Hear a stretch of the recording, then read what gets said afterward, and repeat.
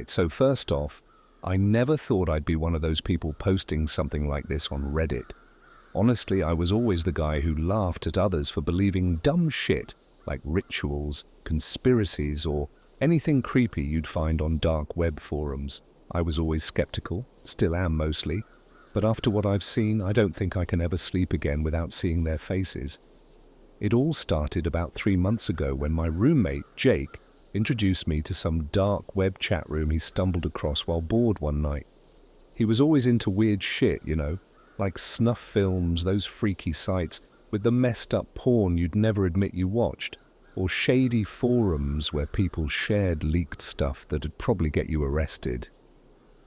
He said this chat room was special, invite only, exclusive, and people there talked about secret rituals celebrities allegedly performed behind closed doors.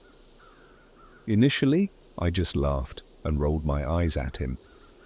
Celebrity conspiracies? Really?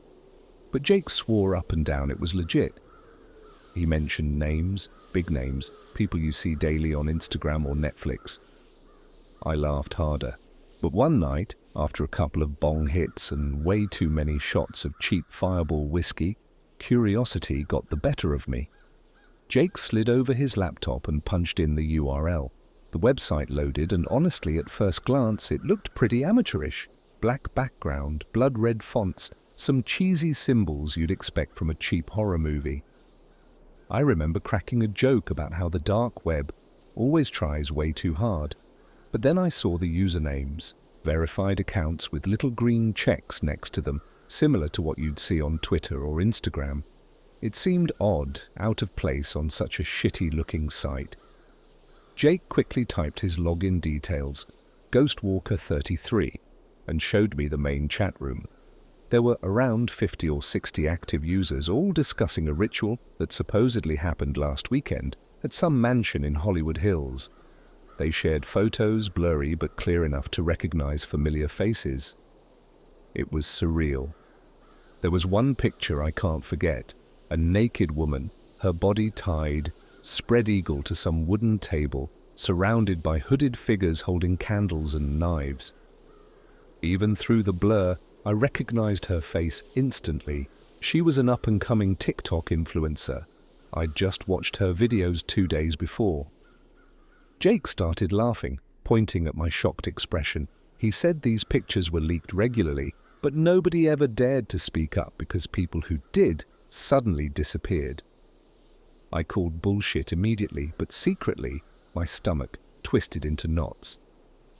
The girl from TikTok hadn't posted anything new for 3 days, which was unusual for someone who uploaded hourly. Something felt deeply wrong. Despite my gut instinct screaming at me to close the page, I scrolled further down. Another user, someone named Grimwatcher, mentioned that they'd be streaming a live ritual the next night. That's when Jake explained the site's main attraction, live-streamed rituals performed by famous people. He said it was like a secret club, elite circles doing shit you'd never imagine. Rich people bored of money, bored of fame, looking for something darker to entertain themselves. The next night came around, and again, drunk courage got the better of me. Jake logged in, grinning with excitement, telling me I'd never forget what I was about to witness. We clicked the live stream at exactly midnight. It buffered briefly, then loaded. Immediately the room appeared. Luxurious high ceilings, elaborate chandeliers, marble floors. It was someplace fancy, expensive, probably a billionaire's mansion. In the center there was another table, similar to the photo, only this time it was a man, gagged and bound with leather straps. I watched, wide-eyed, heart racing, as 5 people walked into the frame.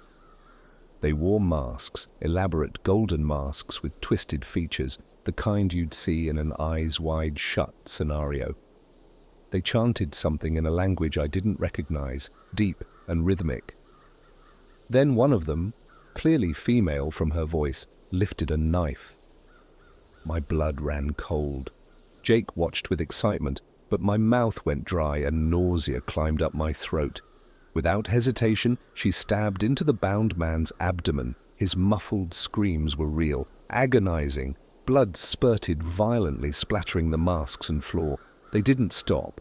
They each took turns stabbing him, mutilating his body as casually as someone carving Thanksgiving turkey. I vomited right there, all over Jake's carpet. He just laughed, patting my back, calling me a pussy. But deep down, I knew I'd just witnessed someone's death. No special effects, no fake blood. It was raw, brutal, and horrifyingly real. For days afterward, I couldn't eat or sleep properly. Every time I closed my eyes, I saw that man's terrified face, the knife plunging into his flesh. I tried to convince myself it was just a deep fake, something elaborate but fake. But then Jake came home from work shaking, white as a ghost. He'd found an obituary online for the man we watched die. Some small-time actor who recently went missing from West Hollywood discovered stabbed to death in an abandoned warehouse downtown. Everything matched. The wounds, the timeline, even the clothing. The media dismissed it as a random violent murder, but we knew the truth. It was him.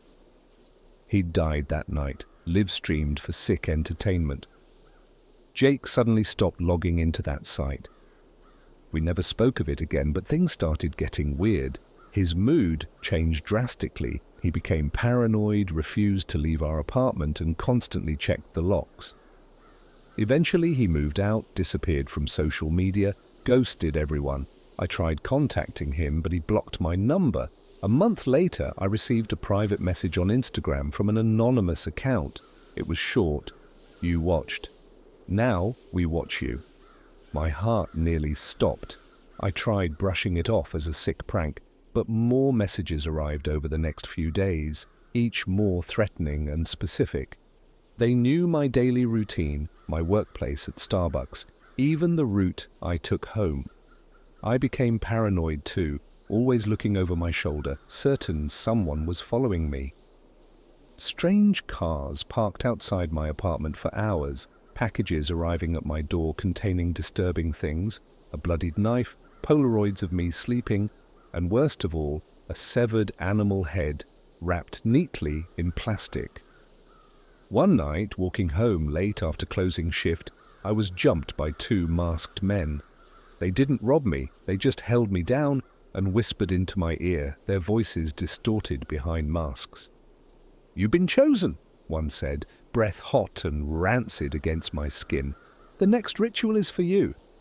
I pissed myself right there on the sidewalk, crying and begging them to leave me alone. They laughed cruelly, releasing me onto the pavement, disappearing into darkness as quickly as they appeared. Nowhere feels safe anymore. I've stopped going outside except for absolute necessities, terrified they'll grab me the second I step out of my apartment. Last night, another message popped up, more explicit than before. "You can't hide. Next week you'll become famous too." I'm sitting here now, shaking, typing this out because honestly, I have nowhere else to turn. I'm hoping someone reading this might know something, anything that could help me. I'm terrified and helpless. Every noise outside sends me spiraling into panic. I know they're coming for me, and after what I've seen, I'd rather die than become the next live-streamed sacrifice. Alright, so it's been 2 days since I posted the first part, and honestly things have gotten so much worse. After I uploaded that last post, I hoped maybe getting it out there would make me feel safer, like putting it on Reddit would somehow make those sick fucks back off. But I was wrong. Really, really wrong. The messages kept coming, now flooding every social media I had. Twitter, Instagram, Facebook, even my private email was bombarded.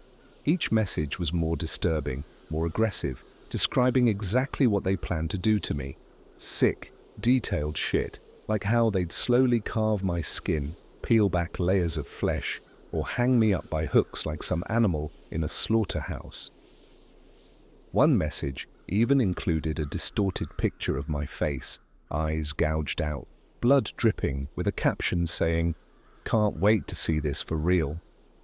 I couldn't sleep anymore. Every night was spent awake, holding a baseball bat I bought from Walmart, just staring at my bedroom door. Every shadow became a masked intruder. Every sound outside my apartment sent adrenaline surging through my body. I stopped eating too, partly out of anxiety, partly because I was afraid someone might poison the delivery food I usually ordered from Domino's or Chipotle. Then 3 days ago I got a phone call, an unknown number. Normally I'd ignore it, but my paranoia had reached a point where I needed to know who was on the other end. When I answered, a voice came through, deep and electronically distorted. "Hello, Alex." My heart froze instantly. Nobody online knows my real name. Not on Reddit, not on any social media. I always use fake usernames for safety, but these bastards knew. "We're almost ready for you," the voice said casually, like someone confirming a dinner reservation. "You'll love our audience. Celebrities, politicians, they're all eager to watch you scream." I begged them to stop, literally got down on my knees in my apartment, sobbing hysterically into my phone, promising them money, anything. The voice just laughed, a cold, emotionless laugh that sounded barely human. "There's nowhere to run, Alex," they whispered. "You've seen too much. You're one of us now, whether you like it or not. See you soon." The line went dead. I vomited immediately afterward, bile burning my throat. My hands shook so violently I dropped the phone, cracking the screen on my hardwood floor. Panic turned into pure terror, desperation setting in. I had to run. I couldn't just wait for them to come drag me out like an animal. I quickly packed a bag, grabbing whatever cash I had left hidden around the apartment, about $400 from tips at Starbucks. I turned off my phone completely, ripped out the SIM card, and left my apartment behind. I felt eyes everywhere as I ran down the stairs and into the street, heart pounding, sweat pouring down my face. I spent that night in a shitty motel across town, paid in cash, no questions asked. The mattress stunk like piss, and the walls were paper thin, echoing with the sounds of addicts arguing and fucking in adjacent rooms. But at least I felt hidden, anonymous. But safety didn't last long. Yesterday morning, when I walked down to the vending machine for a snack, I saw the news playing quietly on a small TV in the motel lobby. My own face was plastered on the screen. "Local man wanted in brutal murder." I almost collapsed right there. They framed me, those twisted fucks framed me. The reporter's voice described how police found the mutilated bodies of 2 young women inside my apartment, the same apartment I'd abandoned the night before. Bodies that weren't there when I left. Crime scene footage flashed on screen, blood-soaked walls, sheets stained crimson, flesh scattered like some sick horror film prop. It looked exactly like the ritual I'd witnessed on the dark web livestream.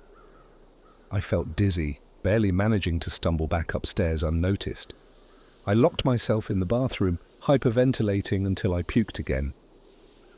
It was all clear now. They didn't just want me as their sacrifice. They wanted to ruin me completely, to erase any possible credibility I had. Nobody would ever believe me now.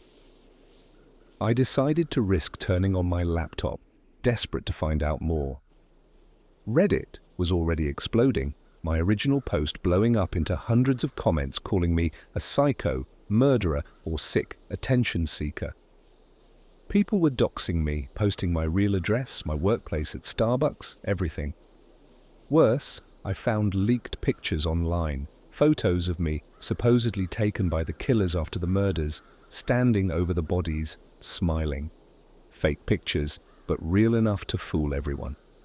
Comments under the photos made my blood run cold, saying shit like, "This dude was always creepy," or "I hope they torture this sick bastard." But then as I scrolled deeper, my heart sank even further.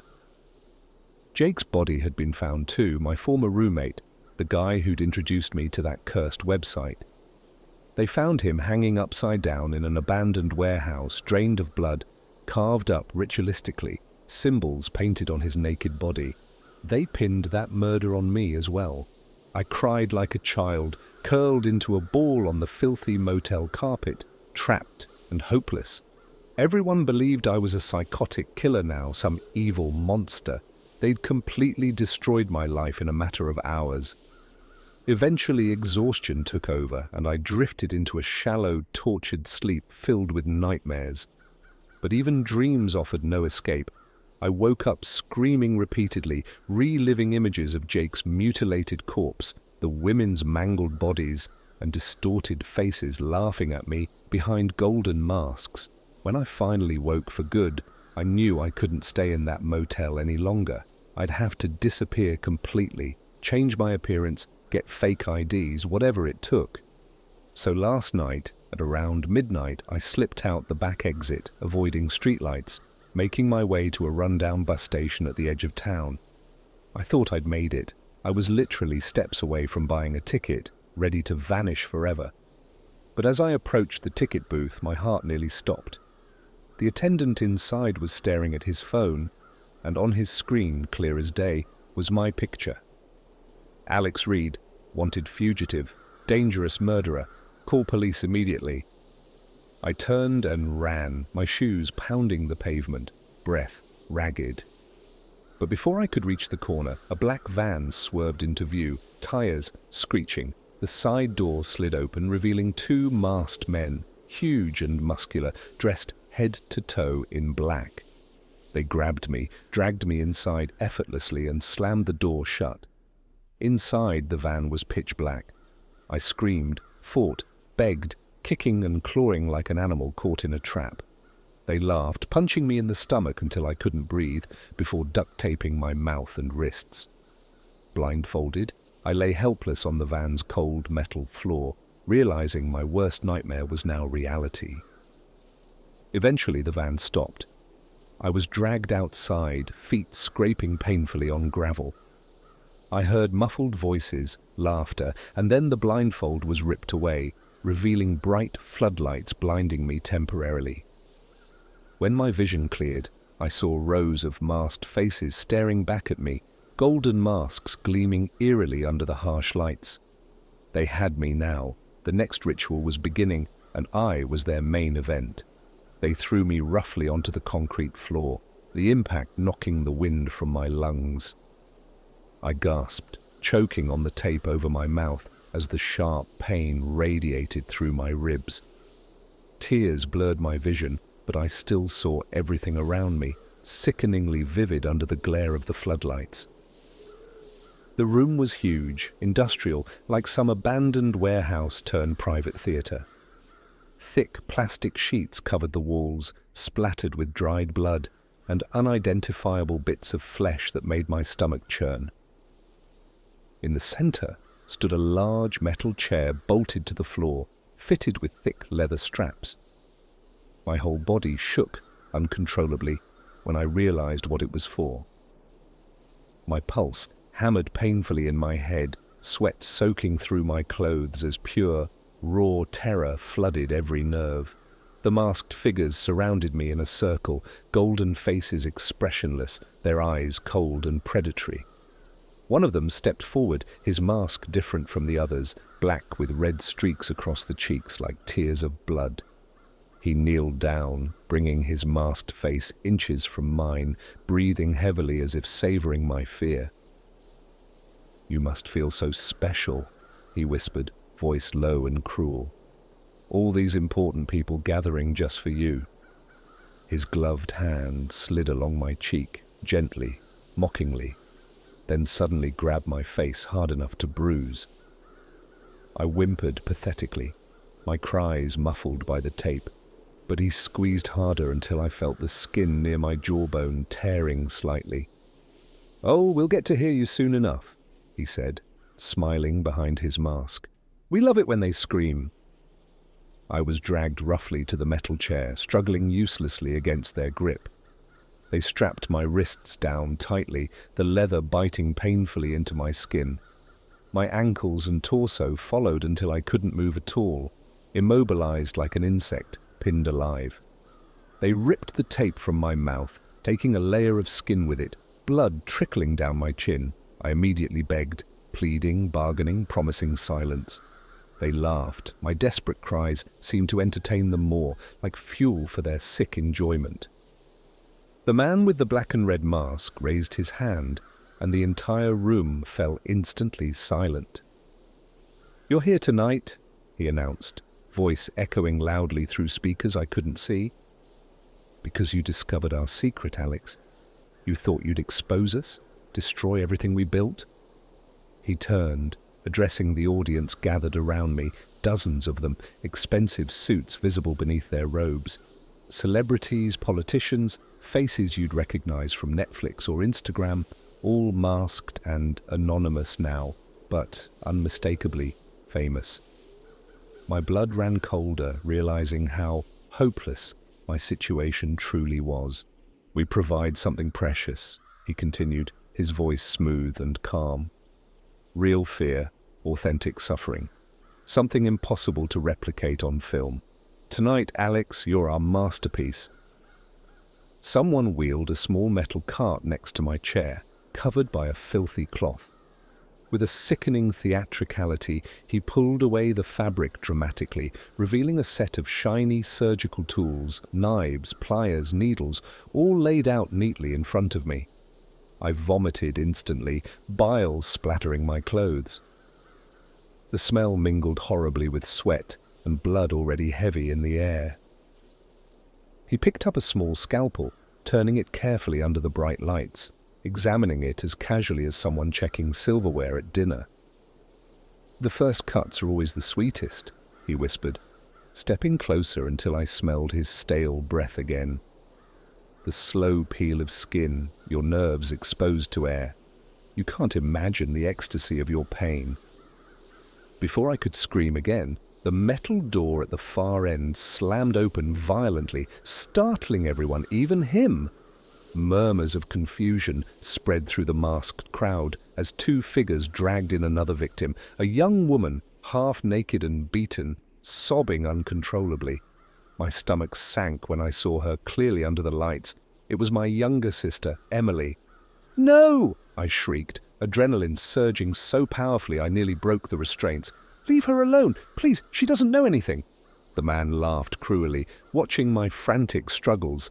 Emily looked at me desperately, eyes wide with shock and confusion. They forced her to kneel facing me, placing a blade against her throat, pressing lightly enough to draw blood. "You still think there's mercy here, Alex?" the masked man asked, pressing the scalpel lightly against my collarbone until warm blood trickled down my chest. "You get to watch her first. We find family suffering. Exquisite." Emily's cries filled the room, her voice high-pitched, begging me to save her, promising she'd never tell anyone. I screamed again, hysterical, watching helplessly as they grabbed her arms, forcing them outwards. The man in the black mask smiled behind his disguise, savoring every ounce of agony on our faces. "Make sure he watches every second," he ordered. They started cutting her slowly, carefully. Small, precise slices across her pale skin, blood blossoming like sick roses over her flesh. Her screams shattered me, echoing through the room, raw and primal. My sister's agony became their twisted entertainment. The audience applauded, some even laughing.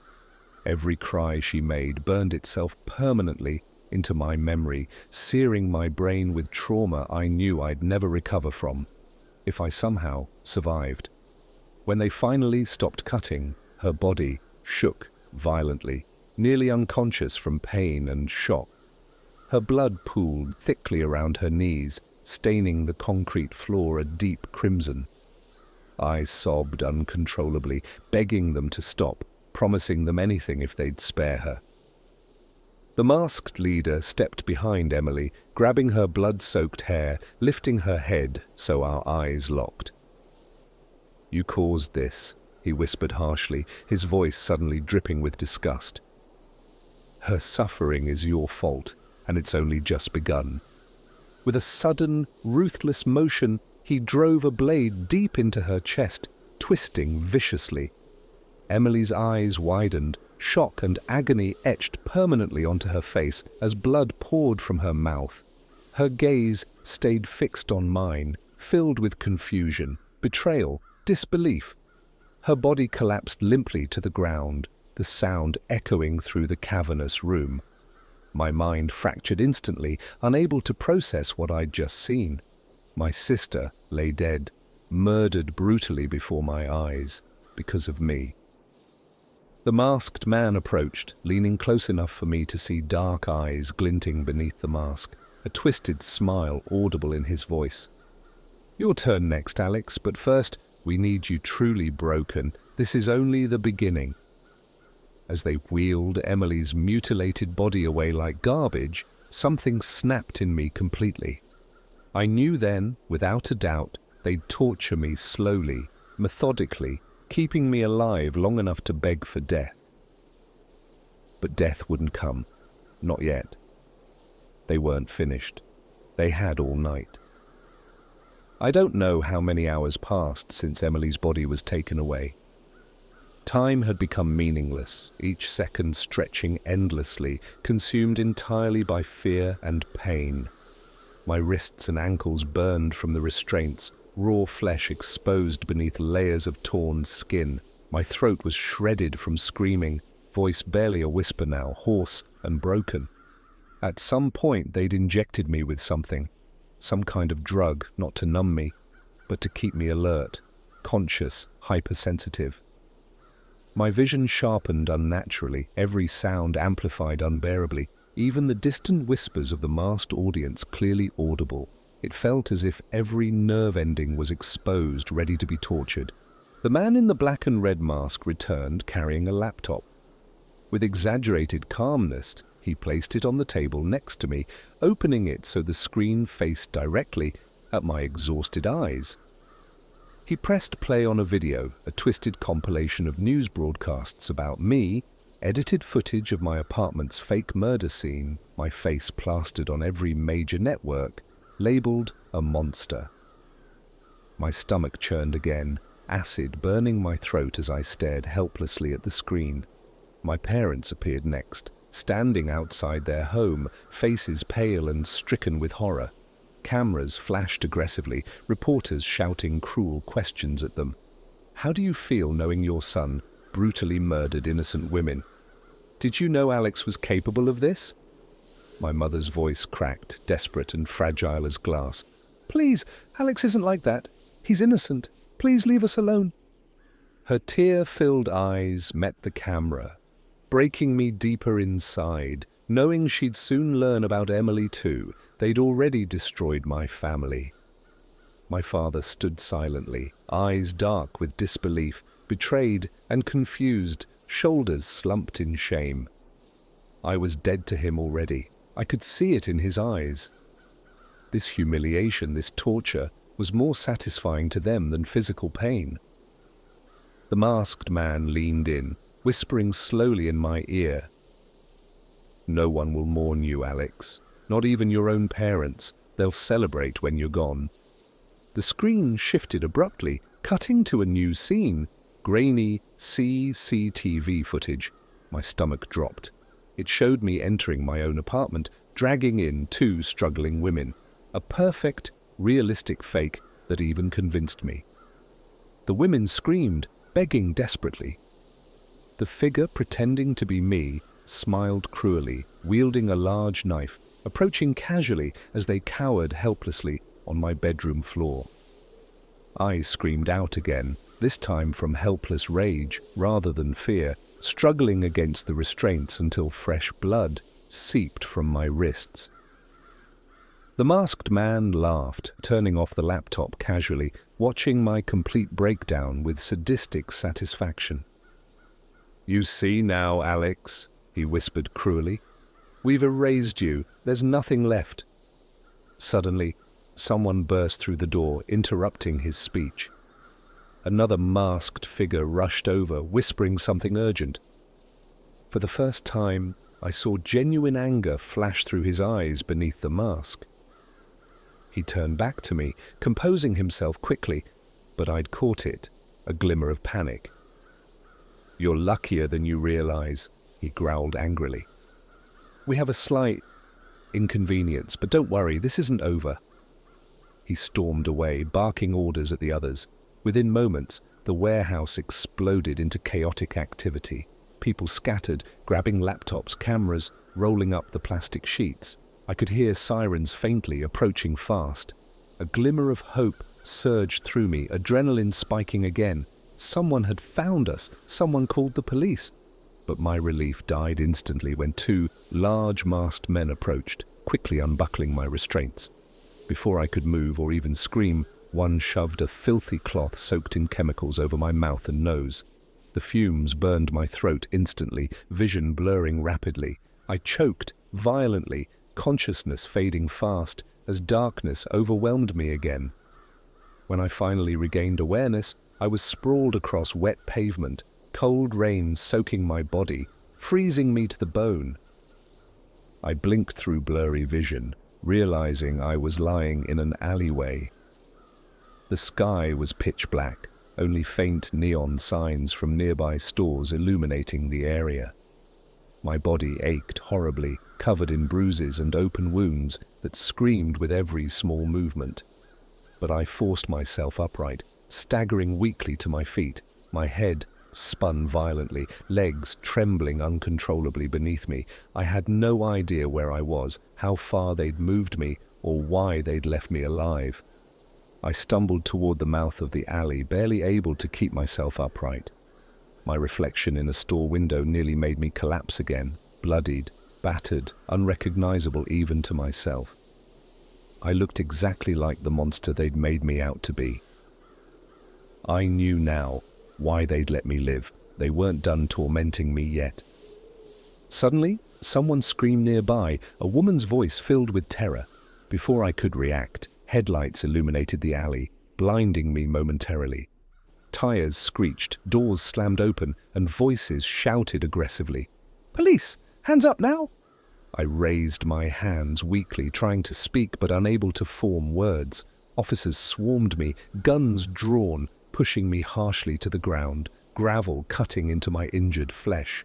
Their rough hands cuffed me tightly, pain exploding again, nearly causing me to pass out. "You sick fuck!" one officer hissed in disgust, his knee pressing painfully into my back. "You thought you could keep hiding?"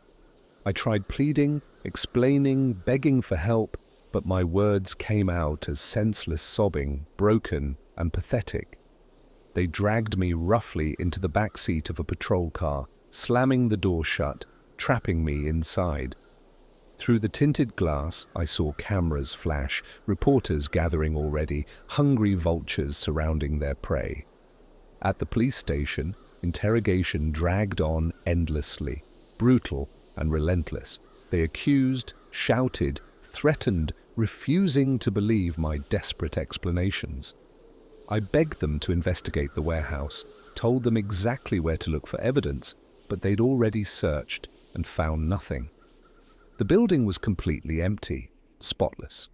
No blood, no bodies, no evidence of any ritualistic killings. My pleas fell on deaf ears. Their eyes showed only disgust, convinced they'd captured a monster. By morning, I was transferred to county jail, awaiting charges for murders I'd never committed. Guards and inmates alike spat insults, calling me things I can't even repeat, threatening me with violence unimaginable if I ever left isolation. Now I sit here, bruised, alone, knowing the nightmare isn't over yet. They framed me, destroyed me completely, and worst of all, I know they're still watching, waiting patiently. They'll come for me again, even behind these bars. And next time, nobody will stop them.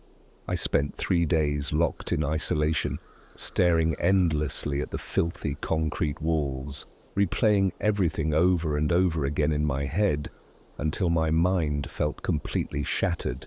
Sleep became impossible, not because of the constant shouting and banging from other inmates, but because every time I closed my eyes, I saw Emily's eyes staring back at me, pleading, terrified, betrayed. On the 4th day, 2 guards pulled me roughly from my cell without explanation. They shoved me into a prison van, not answering my frantic questions about where we were going. Their eyes refused to meet mine, their expressions oddly vacant. Something felt horribly wrong. An instinctive dread filled my gut, heavy and cold. We drove for almost an hour, out past city limits into a remote, wooded area I'd never seen before. When the van stopped, panic surged through me again, desperate fear clawing at my chest. They yanked me out onto the dirt, my shackles digging painfully into my wrists. Immediately I saw masked figures waiting silently at the edge of the forest, golden masks glittering ominously in the fading daylight. The two guards who'd driven me removed my restraints without hesitation, calmly stepping aside. My blood turned to ice as I realized they were part of this too. They'd infiltrated everywhere. I had never stood a chance. The masked figures approached slowly, surrounding me, their robes brushing gently against the damp ground. I collapsed to my knees, completely defeated, begging one last time for mercy I knew they'd never grant. But the masked leader, the same man with the black and red mask, stepped forward, raising a hand that silenced my cries instantly. "It's finally time, Alex," he said softly, his voice gentle and terrifyingly sincere. "You've suffered enough." I shook violently, tears streaming down my bruised face, confused by the sudden softness in his voice. He knelt close to me, removing his mask, revealing a face I instantly recognized, a beloved Hollywood actor, someone whose movies I'd grown up watching, idolizing. The surreal horror of seeing someone famous, someone trusted by millions, involved in something this sick, shattered what little sanity I had left. "You see," he whispered, his eyes gleaming darkly. "Pain, fear, despair, it's a rush no drug or money can ever buy. You've provided that beautifully. And now, it's time for your final scene."